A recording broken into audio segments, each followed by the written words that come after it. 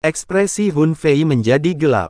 Jenderal Luo, kamu harus tahu tentang posisi Sekte Pemurnian Senjata. Kami memikul tanggung jawab untuk melindungi orang-orang di daratan ini dan kami harus berperang dengan iblis setiap 10 tahun. Jika kami mendapatkan buah Biluo, itu akan memberi Sekte Pemurnian Senjata kami lebih banyak kekuatan untuk melindungi semua orang di dunia ini. Namun kamu benar-benar mencoba untuk mengklaim beberapa keuntungan untuk sesuatu yang akan menguntungkan kebaikan yang lebih besar. Apa hak seseorang yang egois sepertimu yang tidak mempertimbangkan kebaikan dunia harus menegosiasikan persyaratan dengan kami? Jika kamu tidak ingin menjadi orang berdosa selama berabad-abad maka serahkan buah Biluo kepada kami. Dalam kata-kata Hun Fei, Sekte Pemurnian Senjata mereka berusaha mendapatkan buah Biluo demi melindungi daratan dan Jenderal Luo harus mematuhi dan bersyukur atas kesempatan untuk berkontribusi pada kebaikan yang lebih besar. Jika dia menolak, maka dia akan memberontak melawan orang-orang di dunia.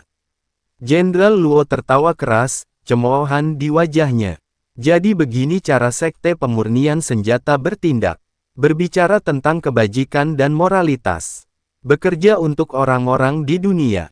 Tetapi kenyataannya adalah bahwa kamu hanya meminjam kedok ini untuk mencapai tujuanmu sendiri. Pada dasarnya Sekte Pemurnian Senjatamu adalah sekelompok orang jahat yang munafik. Jika kamu benar-benar bekerja untuk kebaikan yang lebih besar, lalu mengapa kamu tidak bersedia membayar 10 juta koin emas?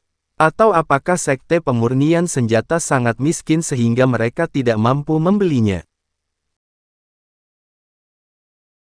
Tepat ketika dia selesai berbicara, suara tepuk tangan yang jelas terdengar dari luar aula. Ketika semua orang menoleh untuk melihat, siluet ramping itu berjalan perlahan ke dalam ruangan di bawah sinar matahari, ada keindahan yang tak terkatakan dalam sinar terang yang jatuh di tubuhnya.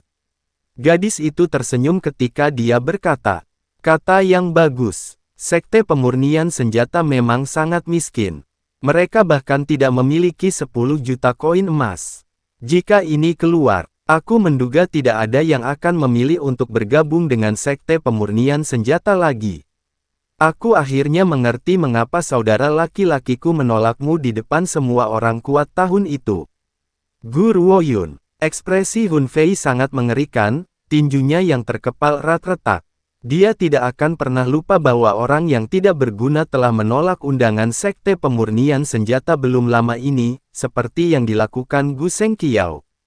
Dia tidak bisa mengatakan apa-apa tentang Gu Sengqiao, dia memiliki bakat yang sangat besar dan telah diterima oleh Sekte Roh sebagai murid. Namun dia dianggap sebagai apa, dia memiliki keberanian seperti itu ketika dia tidak berguna. Tidak, itu bukan keberanian. Itu kebodohan. Hun Fei tersenyum dingin. Aku hendak mencarimu. Siapa yang tahu bahwa kamu akan menyajikan diri sendiri di atas piring? Kamu datang di saat yang tepat. Ikuti aku kembali ke Sekte Pemurnian Senjata dalam beberapa hari atau kamu dapat memilih untuk memberikan semua kekuatan spiritualmu kepada nona tertua kami di sini. Kekuatan spiritual bisa dikatakan segalanya bagi seorang seniman bela diri. Meskipun mereka tidak membutuhkan kekuatan spiritual untuk hidup, mereka akhirnya tidak dapat berkultivasi dan menjadi idiot. Ekspresi Jenderal Luo berubah setelah mendengar kata-katanya saat dia benar-benar mengerti apa artinya.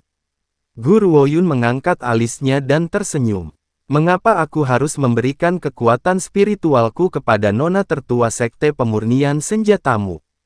Sepertinya hanya ada salahnya melakukannya dan tidak ada manfaatnya. Aku tidak sebodoh itu. Ini bukan suatu keharusan bagi Sekte Pemurnian Senjata kami untuk mendapatkan buah Biluo. Tetapi kekuatan spiritualmu adalah sesuatu yang harus kami miliki bagaimanapun caranya.